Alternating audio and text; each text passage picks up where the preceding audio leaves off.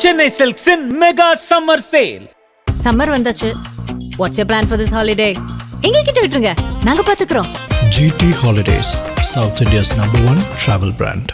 மதுரைக்கு செய்யோன் தொடக்க விழாவுக்காக வந்திருக்கேன் நான்.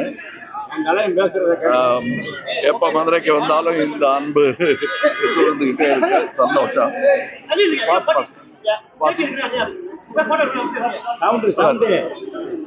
கேட்குதில்ல உங்களுக்கு? சரி, மதுரையில் செய்யோன் தொடக்க விழாவுக்காக வந்திருக்கேன். அது நல்லபடியாக நடக்கணும், நடத்தி கொடுக்கணும் நீங்கள். கண்டிப்பாக. மற்றபடி எல்லாம் உங்களுக்கு செய்திகள் வந்துகிட்டு இருக்கு. அது போதுமானதுன்னு நினைக்கிறேன் நான்.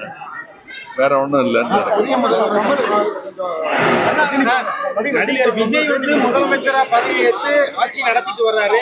நீங்க ஒரு அரசியல் தலைமையில் இருக்கிறவங்க, உங்களுடைய பார்வைக்கு எப்படி இருக்கு? அவருடைய ஆட்சி நடப்புகள் எப்படி இருக்கு? நேரடியா சந்திச்சிருக்கீங்க.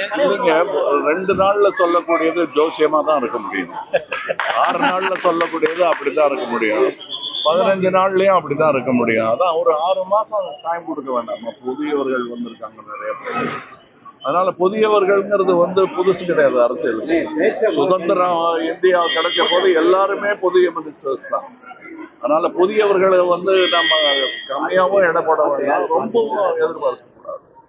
என்ன நடக்குமோங்கிறத பார்த்துக்கிட்டு நீங்க தானே ஓட்டு போட்டீங்க. நீங்க தான் அது நல்லபடியா நடக்குதாங்கிறது நீங்க தான் கவனிக்கணும். நாங்களும் கண்காணிக்கிறோம்.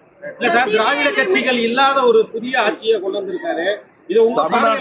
தமிழ்நாட்டுல இருந்து தமிழ் பேசுற ஒருத்தர் கட்சி ஆரம்பிச்சா அது பேர் திராவிட கட்சி தான். என்ன பொறுத்தவரை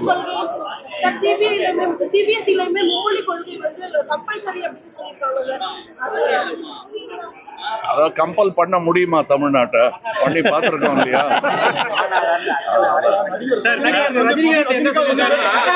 விஜய் வெற்றி பெற்றது எனக்கு ஆச்சரியம் கலந்த ஒரு சந்தோஷம்.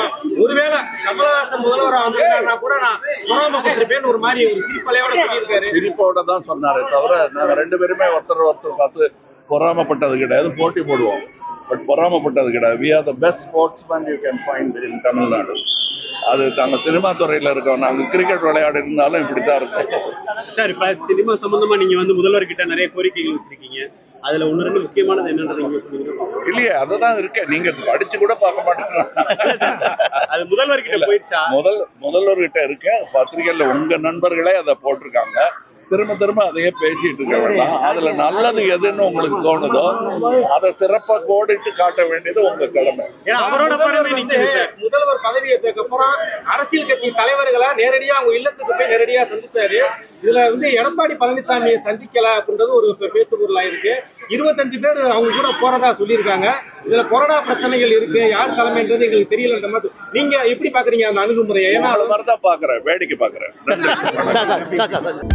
அனல் பறக்கும் செய்திகளை அப்டேட் செய்து கொள்ள நக்கீரன் களத்தை இப்பவே சப்ஸ்கிரைப் பண்ணுங்க.